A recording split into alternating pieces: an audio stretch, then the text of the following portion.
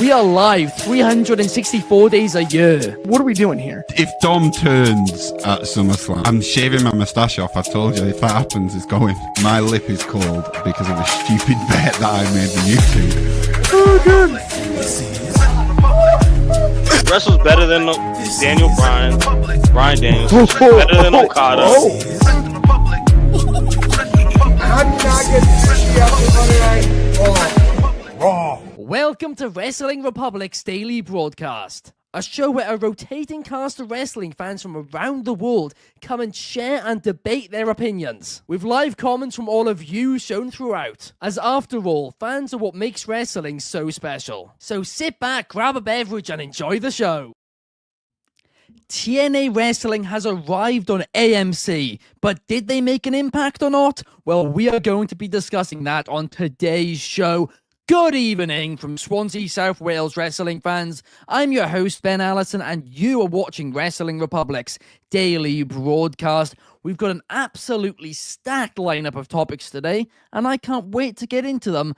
But for a good show, I need a good panel, and let's kick things off with Clark Taylor. How are things, Clark? I'm super good. I wasn't supposed to be here, but I'm fired up to be here and appreciate the invite. It's awesome. Happy Friday, everyone. But most importantly, happy birthday to my pops. 69 years old. You made it, man. You're the man. Love you, Dad. Happy birthday. No doubt about it. Shout out to Mr. Taylor. Happy birthday. In the comments, we've got Fernando, we've got Aunt You, and we got Numero 1 Superfly.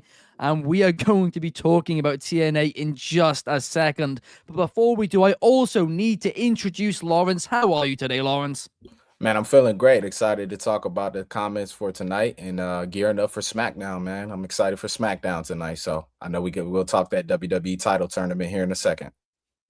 Absolutely, we will. And let's kick things off by talking about TNA Wrestling, because for months and months and months, they've been hyping up this idea about getting a new TV deal. And when they get that TV deal, they'll feel like a much bigger deal. They got that TV deal, and last night was the first episode of it. And I'm going to be completely honest for a second, I was very underwhelmed. I thought it was actually, ironically, one of the weakest episodes of TNA Impact that I have seen in recent memory. The main event was great, but everything outside of it, I mean, I'm sorry, but, like, it was poor. It felt like they were dragging out time with backstage segments. And I think part of that is because half their rosters left them, and the other half is clearly, well, not the other half, but Leon Slater, instead of being on the show, was instead at a WWE non-televised live event. And I'm just sitting here watching this, and I'm like, no way did they tell us for months and months and months they're going to be the number 2 promotion, and then this is what they deliver. The roster deserves better. The creative clearly hasn't improved.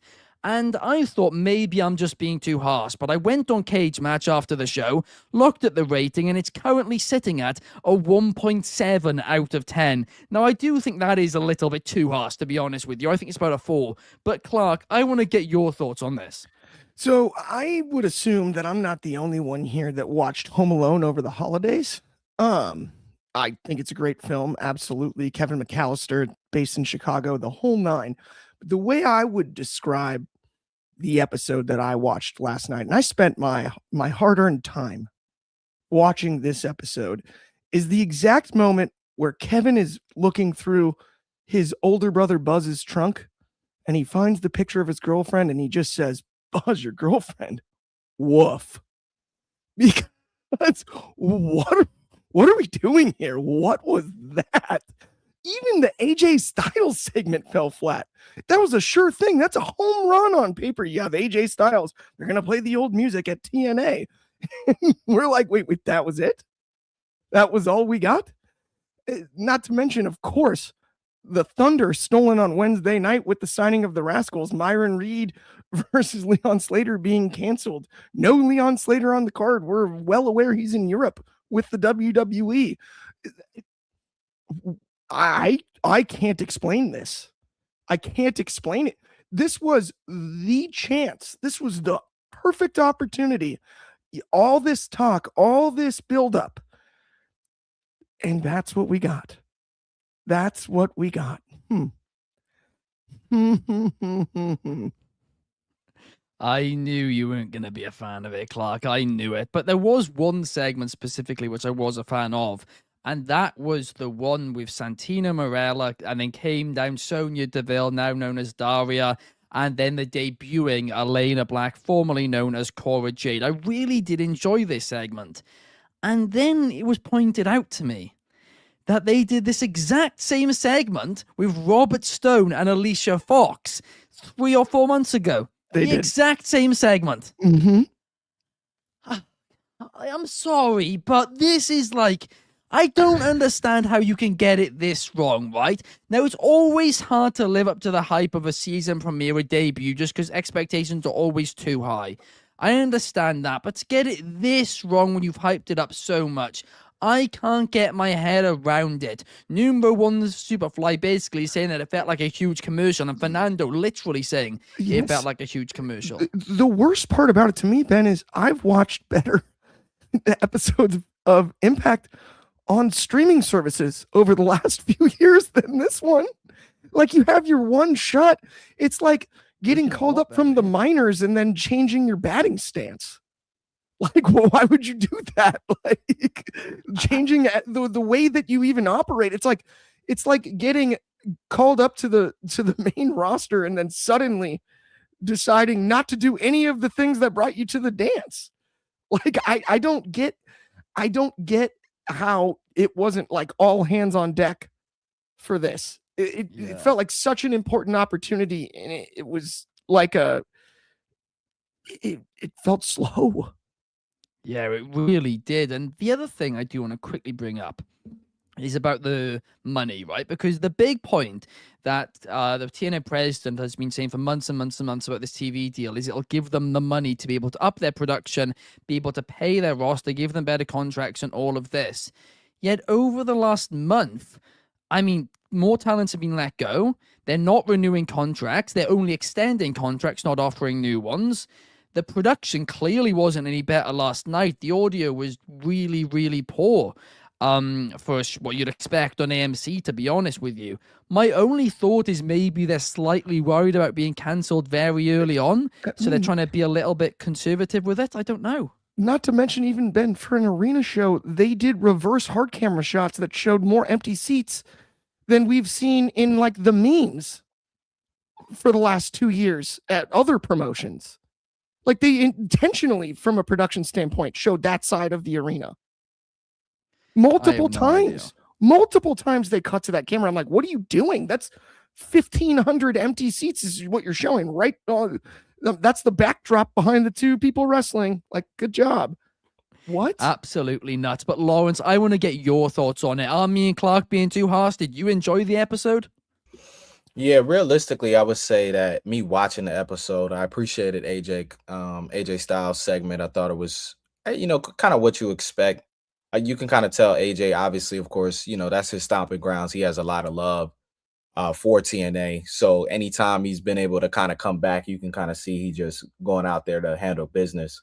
But I point to the fact of, I enjoyed the episode, but I don't have those high level of expectations for TNA, right? Just simply because of the gutted roster, right? Another piece in point is kind of to what I made the comment that I made last week. It's hard to, when you have a roster full of people who have been elsewhere and then you're just revitalizing them, it's hard to really get them over the same way sometimes. And then, you're noticing that there's obviously a lot of people that's missing. And I think it just comes down to that eventually TNA will be bought by WWE. I would not be surprised WWE buys TNA and brings them into the fold. So, that's just my thoughts. To be honest, Lawrence, I think you are very, very much on the right path there, if not even correct. I mean, we got comments here from DCX Warlord saying TNA might be ending this year. We've got Shay saying TNA is on its last leg. I don't necessarily agree with that, but I do agree with you, Lawrence, that I do think if this TV deal doesn't work out and it's not off to a good start, that perhaps WWE will buy them for their tape library alone, and maybe even get rid of Evolve and make TNA what Evolve currently is for them, and have what's his name, Gabe book that. Because I mean, to be honest with you, I think TNA would be in better shape if that happened. But it's not looking good at all right now. And Fernando says bringing out Dixie Carter was a spit in the face. I couldn't believe that. for And then TNA Bully fans. hugging her almost made it worse because they gave you tension. If he'd have hugged her out of the gates, okay, and it's just like sort of like a throwaway part of it, but they made a big deal out of it. There was like this weird look back and forth. Is he gonna do it? We all remember. We all know, right? And then there's just like the awkward hug, and then the walk down, and even commentary kind of asked Bully about that. Like, did you just hug Dixie Carter on stage? Like, was that real? The way it came across, I thought it was bizarre. It was bizarre. Yeah, Before the main event. Yeah, I think as well, when you are taking a look, like, just realistically, there's two things that I would say. I just look at TNA's roster as being gutted, right? Like their roster has been gutted. And the partnership with WWE, I mean, you look at the amount of people that have translated into NXT contracts or people that have translated into regular WWE contracts. But then also the fact of you just see where, someone gets released in WWE, NXT, and they go right to TNA, you know what I mean? Or they go right to AEW, right? So it's kind of like the recycling factor of, that's why I think sometimes it's tough for certain characters as well to get over in other places, right? You have your Swerve Strickland, who might not have gotten over in WWE. Maybe was his fault, maybe was creative's fault, but then is doing an amazing job over there in AEW. Yeah. Right. Yeah. So I think it's just the redundancy of, not having consistently been somewhere, but then you're getting pulled. Right. But also you look at TNA can't match the money that they're paying their wrestlers that WWE comes and throws a bag to a young, hungry Leon Slater. Right. Like, of course, he's going to want, like we mentioned, he's going to want to be in European tour. Come on now. You know what I mean? Do I want to be do I want to be on TNA, the episode on AMC, or do I want to be over there on this overseas tour? Right. So, different people got different motives. Yeah, it's very true. Very, very true. And the other thing that I do want to mention about this episode, right, because we've now critiqued it quite a bit, but there was a tweet which really, really, really frustrated me this morning by Moose. And I really like Moose. And he was responding to criticism from JD from New York, who I don't like at all. I don't think he's, whatever. That's another subject. I don't like him. But the fact of the matter is, Moose's tweet was saying, I don't listen to what fans think. Wrestle, unless you're a wrestler, unless you're, somebody who's in the industry, I don't care about your opinion. For the last 6 to 12 months, but especially the last 6 months, wrestlers have been patting themselves on the back every week on Busted Open Radio, on Chris Jericho's podcast, all of this, saying TNA is so amazing right now. Isn't it so great? Isn't it so great? And during all of this, there's been a lot of negative fan reviews. And then it all built to last night where unanimously this was a disliked episode. And then they're still saying that. I'm sorry, Moose, but fans keep the lights on. They keep you in a job. They're the ones who are paying the money that is in your bank account. For you to say that their opinion doesn't matter is simply wrong. And if you have that mentality, let me just tell you something. Very soon AMC are going to cut you guys off. They're going to shut down this show. You need to listen to the feedback and you need to improve. Because if you do what you did last night every single week, this show isn't making it to 2027. I couldn't agree more. I think you couldn't be more spot on. I mean, personally, I'm a fan, and guess what? I'd like to see Moose do something of relevance last night. How about it? Exactly. I'll say that. What do you mean? Moose is a big star there. Where were you? Yeah, okay, we saw you. You made an entrance, and then you sort of danced around on the stage and whatnot. But come on, man. Like, it's not like you were out there having people thank you for the house. That's not the way last night went either. I almost forgot to mention there was a cherry on top of this cake, by the way, and it's that they have a pay-per-view tomorrow. Yeah, and they did the angle to set up their main event for the pay-per-view after the show went off the air. Yep, that's the best. That's my favorite part. The most important thing that happened. I am Happens absolutely not stunned. on cable TV. No. You see, didn't even. Why I would you don't do it know. there? You got a TV deal. I You might as well do don't. it. Let's do it the old way. We're more familiar with that. Was that the logic? I You have know, no we're used to idea. releasing information I on the want internet. this. Why This is would why we it do it on annoys me. television? This is why it annoys me that because I actually so the logic? badly want TNA to succeed. I really, really do, because I think having another third major player would be fantastic. And it just gives, wrestlers another option, but also fans another option. And I do think TNA could carve out. They could be the ECW against WWE and WCW. Not in the same way, but you get the point. Being the alternative to the alternative, something a bit more edgy, something with its own hardcore fan base. They have that opportunity, but instead they are kind of going to try and be WWE light, and are acting just bigger than they are, really. But hey, we've spoken about that enough now, because up next, we need to talk about an AEW wrestler, Powerhouse Hobbs, somebody who has been a massive part of AEW television over the last few months. So it was an absolute shock a couple of nights ago when Fightful Select reported that he was going to be a free agent at midnight, and he is now a free agent. He does have a match on this week's AEW Collision, which is pre-taped. We're not going to talk about that.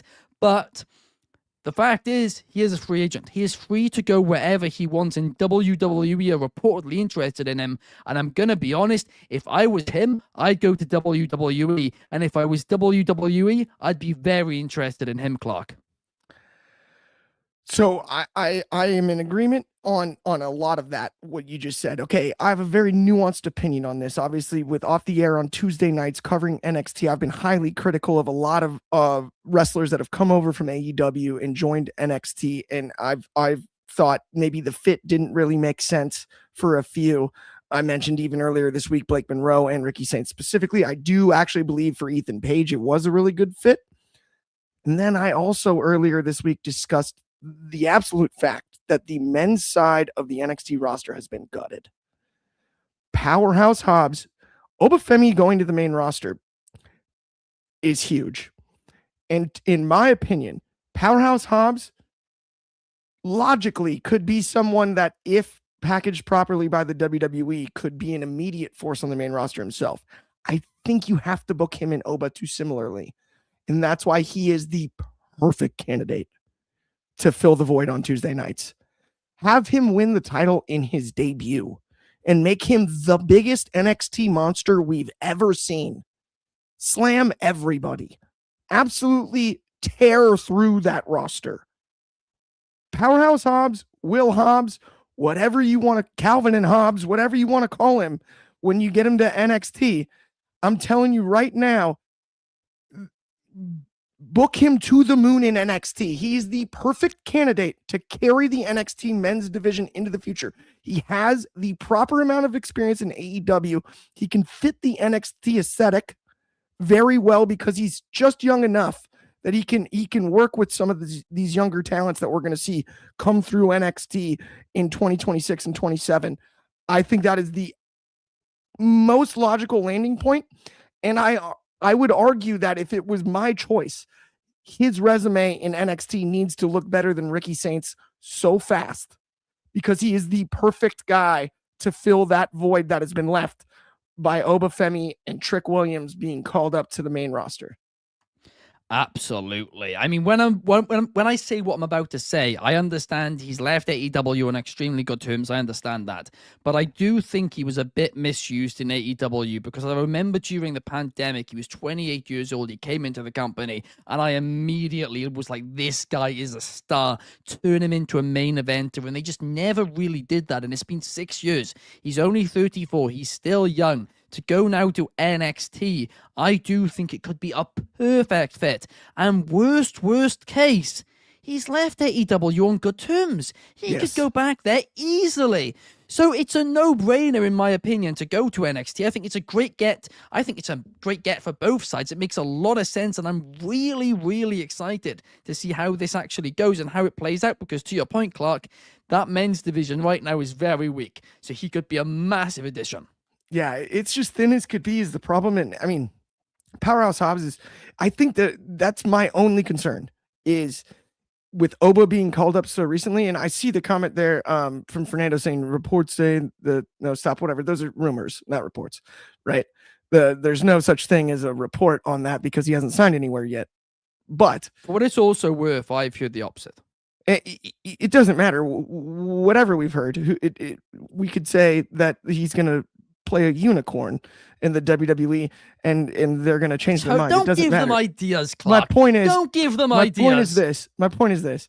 I think compared to a lot of the talent that have come over from AEW, the only thing between Hobbs and skipping NXT is the fact that you have to book him arguably the same as you have to book Obafemi. And you don't want two of the same people, not the same people, because they're not. There's nuance within their characters. But as far as steamrolling opponents, winning streaks, showing the power, and being able to utilize all of your skills, maximize your potential, those two runs would have to look too similar. And that's why NXT is the perfect landing point right now for Hobbs. The other thing is, I think he needs to work on his character a little bit, which is a perfect thing that you can do in NXT. That's the perfect place to do it. It's the best place in the world when it comes to building new characters because, I mean, that is the point in it. It is a developmental brand, and it's proven it can do that very well. And again, the NXT men's division needs help right now. It makes literally from all perspective, it's a no-brainer. The only part of this which isn't a no-brainer is why AEW had him carrying a belt when his contract was about to expire. They clearly thought he was going to stay, and he hasn't. I think maybe because you said they left on good terms, I think that's sort of a negotiating and good faith thing and a trust level that's there. And so I actually I wouldn't be too hypercritical of that one either from either side because it got solved and Hobbs has done the right thing, or you'd assume, correct? Yeah. Right. And so everything is copacetic there. I actually think that one's less of an issue. Just, they're negotiating good faith, right? And so what they're going to do is not affect creative during negotiations because that could be perceived also by Hobbs as a negotiation tactic. Right. Fair enough. We got Shay as well saying that Hobbs is going to be a US or Intercontinental champion, not a world champion. I mean, even if he does that, that's still an incredible achievement. But up next, let's talk about another two free agents, right? It is free agent season in wrestling.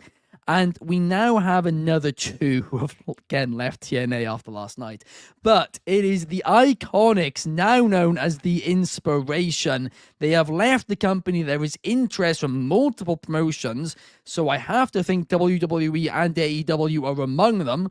Both WWE and AEW need more women's tag teams. So I'm going to be honest, I think both could make sense. But Lawrence, I want to get your thoughts. Where do you think they should go? Sorry, the camera's just doing its own thing today. Right, there we are. Yeah, so the Inspiration. So I actually think the Queen should actually go over to, I think it would be good for them to go over to NXT's tag division. I wouldn't be surprised if they did go to AEW though. I think AEW may try to throw them a little bit, maybe more of a bag. So I wouldn't be surprised to see AEW's tag division bring in the Queens. That's just my initial thoughts.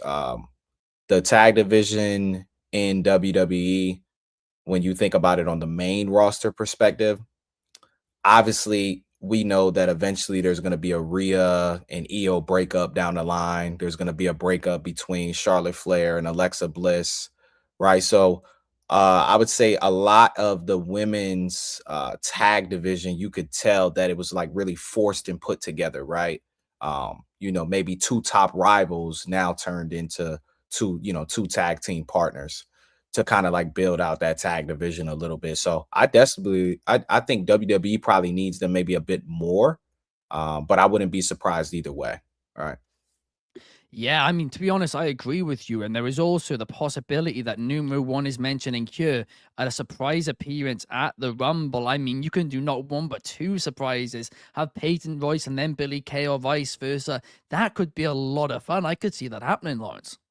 Yeah, definitely. Because we were talking about it in the chat the other day. We're 2 weeks away from the Royal Rumble. Yeah. We don't even, who's entering the Royal Rumble, right? How many bodies, who's coming in, you know what I mean? And the stadium's not even built. Yeah, it doesn't even feel like it's Royal Rumble season. Haven't even really seen anything covered. We're talking about Saturday night main event, and we'll talk about the title tournament next. But yeah, I think that'd be dope. I'd love to see them come into the Rumble. I think, you're always good for some surprises, right? When it comes to Rumble season. So you always need a few. Absolutely, you do. And yeah, I mean, it is a good point. We haven't spoken about this actually on air enough, I don't think, but the Royal Rumble is like such an afterthought this year. And if you guys don't know what's going on in Saudi Arabia, they've had to move where it was going to be because of they double booked basically the place. And they were like, okay, that's fine. Let's build a new stadium for it. And if you don't know, they build stadiums in record time, right? They're incredible how quick they get them done.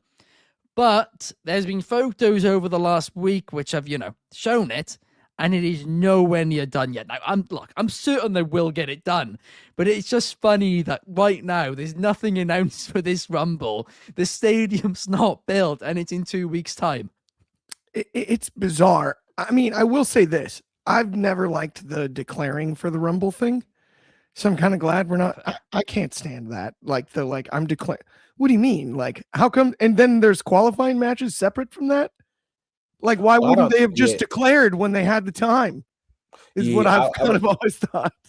Yeah, I would say I think it's you don't need everyone to, right? You don't need to know, but just a couple. Hey, I intend to go after. You haven't even heard that, right? You haven't even heard anybody say, "Hey, I intend to enter the Royal Rumble." I'm gonna win the Rumble. Yeah, you haven't even, that's the big, that's your ticket to WrestleMania. You got people that's thinking about getting, people that's trying to compete for championships. This is your second to last ticket because you'll have Elimination Chamber, which, depending on how certain things go and who wins the Rumble and what championship they end up choosing. Right. But I just don't see enough excitement about your chance at getting a ticket to the main event of WrestleMania. You know what I mean? 100%. I couldn't agree more because, that is the reason why I like at least a few people to declare for it, just to make it feel that important. Like when you get a Randy Orton or somebody of that magnitude saying, I'm entering the Royal Rumble and I'm going to win it. I'm going to the main event of WrestleMania. I'm going to do it again. I haven't done it in X amount of years. Something like that to really, really make it feel important. Like John Cena did last year. Literally like that.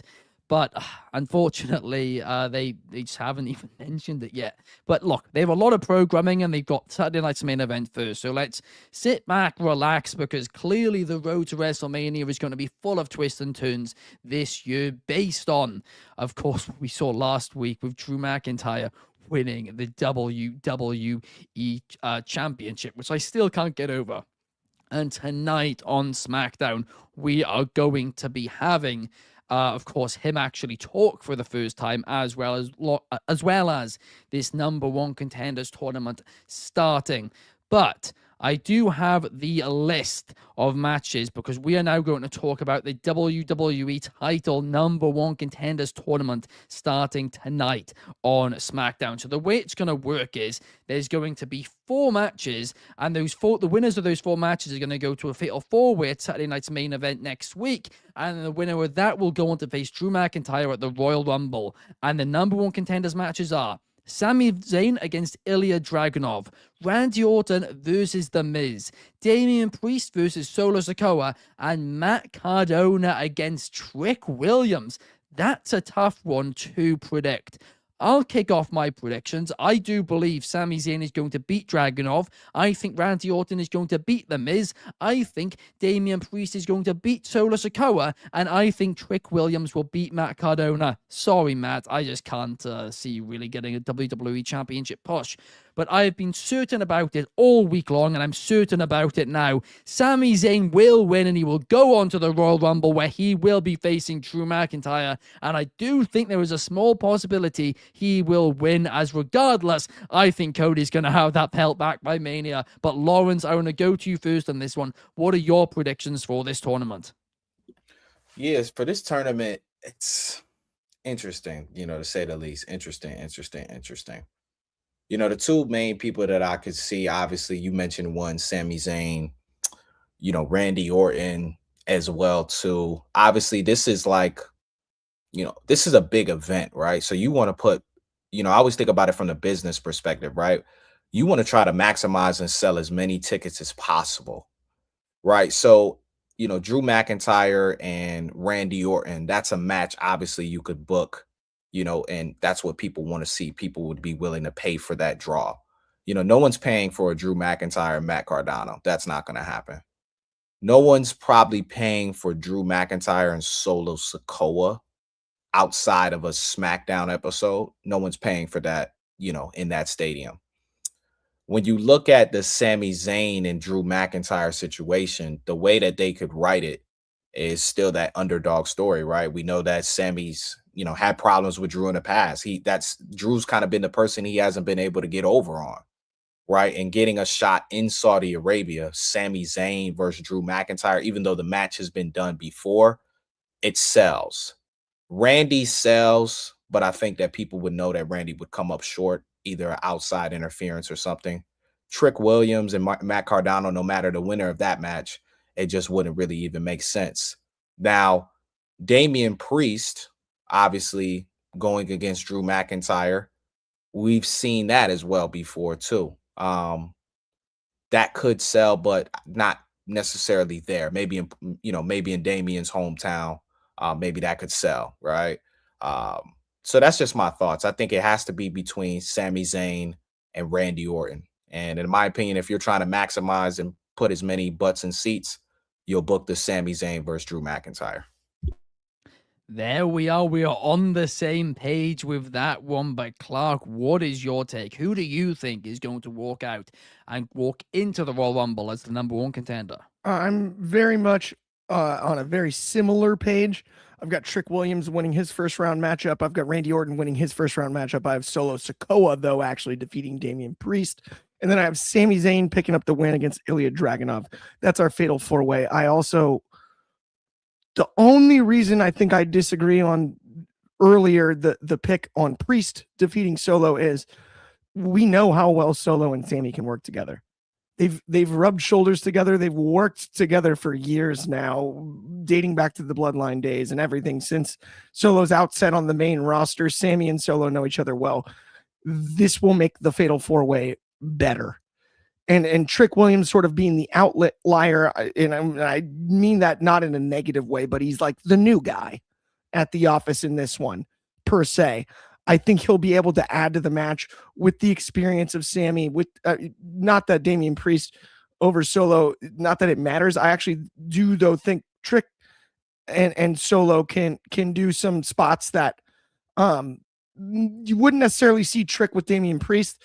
Also, I think it's important to note that if the Fatal 4-Way were to turn out this way, Randy Orton would appear as the largest guy in the match, more than likely. We saw him stare down Trick Williams, and I think that's interesting, whereas Damian Priest with his height changes the aesthetic if you have those four, if that makes sense. I'm going to go with, at the end of the day, amongst the four, I'm on the same page. It's got to be Sami Zayn. And this is sort of his Cody Rhodes WrestleMania 39 moment at the Rumble, where he's oh so close and doesn't quite get it done just to make us want it that much more. And that's sort of my prediction when it comes to the end of this. At least that's my thoughts on that, Ben. And Lawrence, for that matter. A very interesting point, because we mentioned the Royal Rumble is in Saudi Arabia. Next year, WrestleMania is also in Saudi Arabia. Potentially, if you do that at the Rumble this year and Sami loses, you could then build that as a match next year, of course, against a different champion. That's kind of what I'm thinking. That could be a big deal for Sami then to finally get his, crowning moment.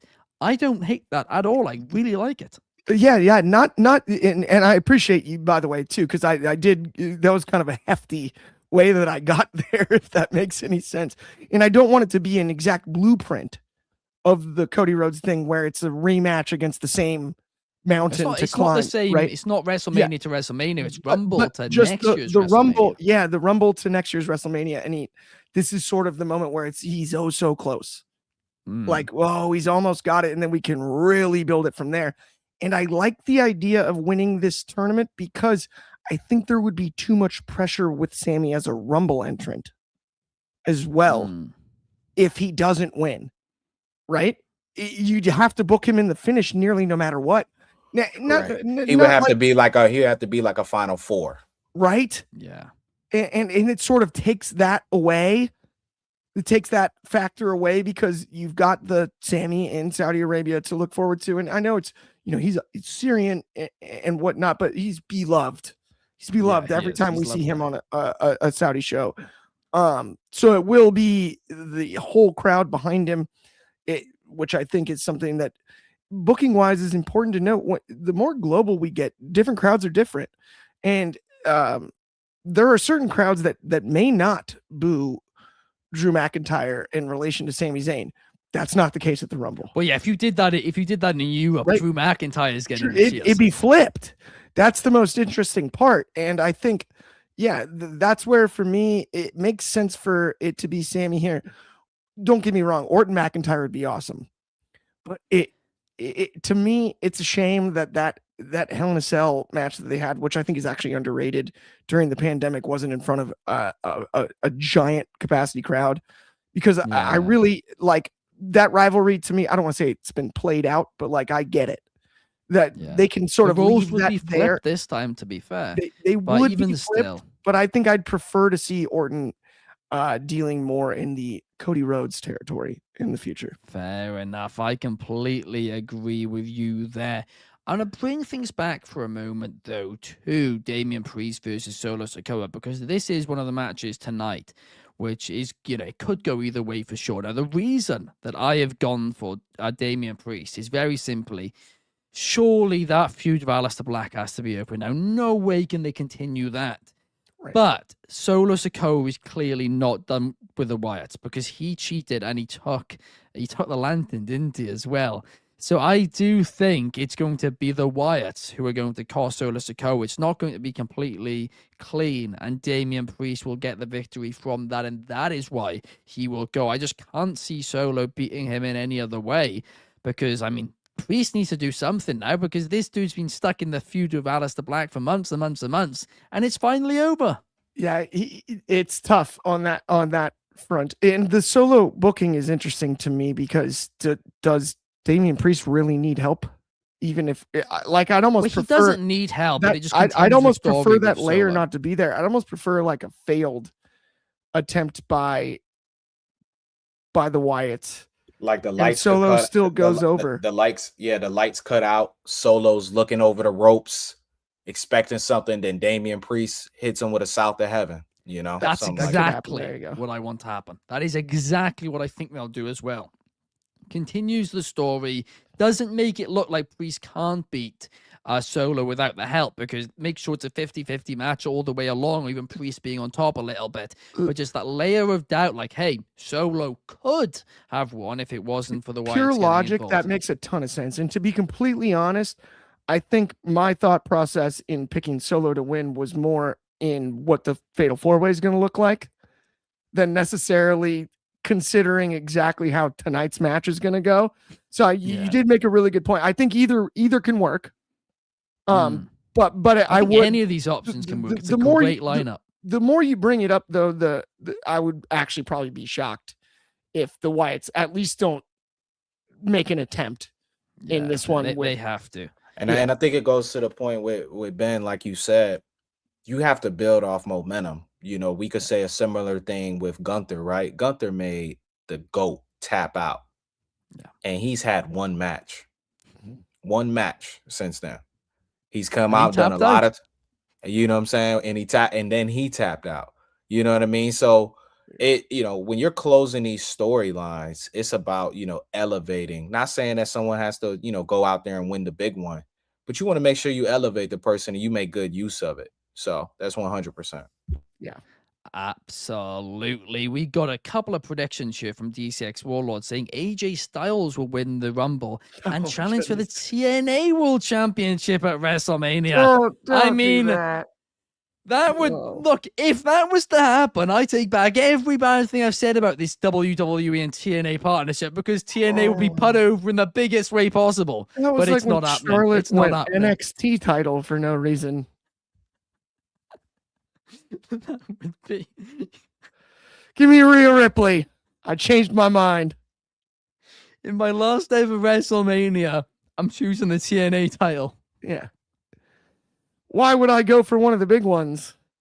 when I can take the one Oh. that I won when I was 25. Yeah, man. This Royal Rumble, man. Who's gonna win it? Who's gonna win it? It's completely So up in the open. air. We are going to definitely be talking about it. Actually, very quickly, just in one name, who do you guys think's winning the Rumble? Clark? Roman Reigns. Lawrence? For men and women, Yeah. Oh, shit. Bianca Belair and Roman Reigns. Well, I'm the exact same as you. Maybe it's not that unpredictable. I'm on the I'm exact same I'm taking page. Bianca as well, by the way. To be honest, I didn't pick the women's side as well. Yeah, I think That the was- only way that I could change. I mean, I'm only solely on Bianca Belair for women's, right? Roman Reigns, it just obviously depends on who the champion is, and it also depends on Seth Rollins' availability, right? Yeah. Seth You never know. Rollins' availability of when he's ready to come back or not really shapes the Royal Rumble winner or even the Elimination Chamber winner, right? Because he's kind of fits into that. So if he's ready before WrestleMania, but I would argue that it's between Roman Reigns, because I think that Roman Reigns could easily have it, just depending on who they need to have a match for, because if they keep the title on Drew or if they put it back on Cody, they could easily make a match and say, hey, Drew, have Cody versus Roman Reigns, right? But also you could still run the Roman Reigns versus CM Punk main event. You know what I'm saying? Those two have had beef with each other. Good work. You know what I'm saying? So that's just really my thoughts. Yeah. I'm still absolutely convinced, and I've said it all week long. I'm sticking by it. Cody Reigns, and then on the world title side, CM Punk, Braun Breaker, Seth Rollins. I think those are the two title fights we'll see on the men's side, but that does bring us to the end of the show, guys. Thank you, Clark. Thank you, Lawrence, and thank you to everybody who's been in the comments throughout. We really appreciate you guys joining us. We will be back in our normal time slot tomorrow, so see you guys then.